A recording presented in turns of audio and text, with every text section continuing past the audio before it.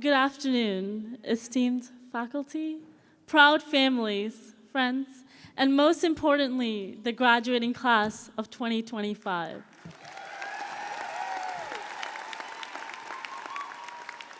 I still remember when I was a kid, I used to watch American graduation ceremonies on YouTube, and I swear, in every single one of them, there's always one person calling all the graduates beautiful. And after watching hundreds of those videos, I honestly thought it was just a nice lie people told every year. But standing here looking at you guys today, I get it. You all really do look beautiful this afternoon.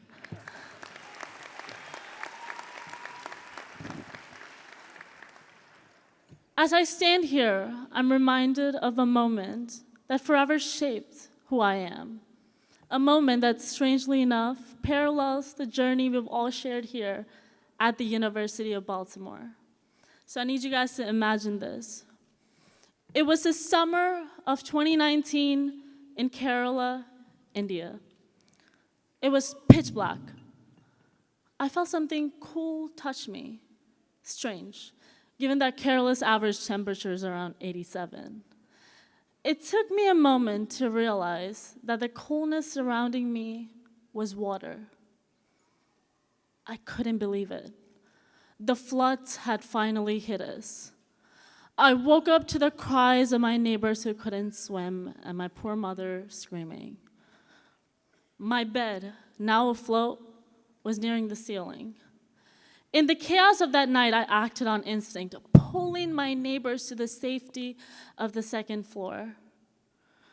And then we cling to each other in the dark, unknown of what we would see when daylight illuminated an altered world.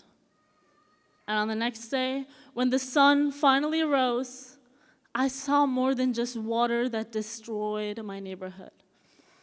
I saw trash piling up the streets, clogging the storm drains. That's when we realized something heartbreaking. This disaster wasn't entirely natural. As we all prayed for the water to recede, we all witnessed a harsher reality.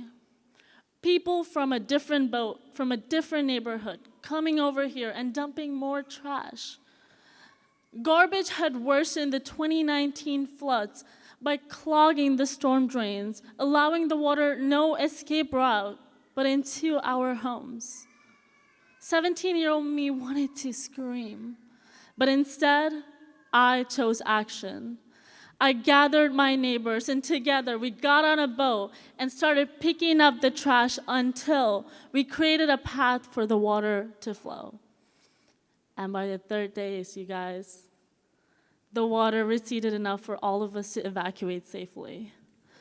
What began as a crisis became a testament to the power of community and collective action. That experience taught me that when the waters rise, so can we.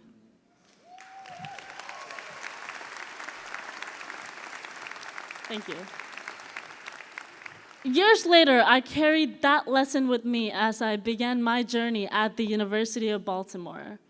And when I accepted my admission, I heard something along the lines of, UBalt is a non-traditional school with mostly night classes and a working adult population. Boring.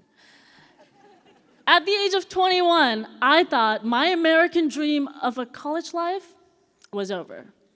No late-night dorm chats, no sprawling campuses filled with students my age. I was certain I would miss out. But the past 2 years have proven how wrong I was and how wrong that first statement I heard was. Because there's something profoundly traditional about UBalt. It wasn't about classes or assignments. It was truly about building a community. There was something traditional about getting to know your professors on a personal level, something I thought only existed back home in India. There was something traditional about classmates looking out for one another, ensuring that no one walked alone to the Fitzgerald garage at night after classes. And then there were these extraordinary opportunities.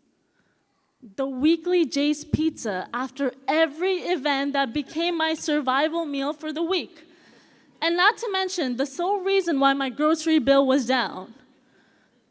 The global studies field trips that I've had the privilege to be on.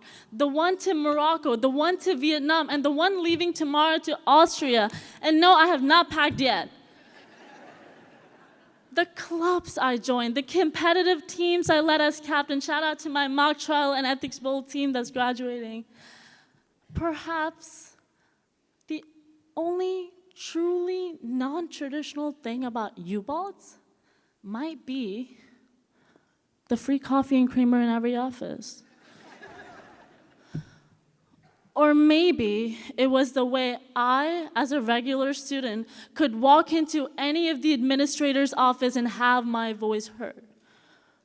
Or maybe it was, in fact, the adult learners in our classrooms whose real-world experiences taught us lessons that no textbook ever could. Today, as we leave here, remember that the waters around us are rising again. Not literal floods this time, but the uncertainties of our future, the challenges of building our future careers, navigating a world that is constantly shifting and figuring out who we are in the midst of it all. But if there's one thing I know, it's this: when the waters rise, so can we.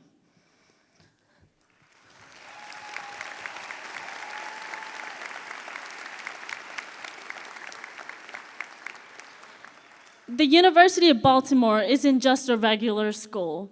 It's a reflection of what I experienced during those floods.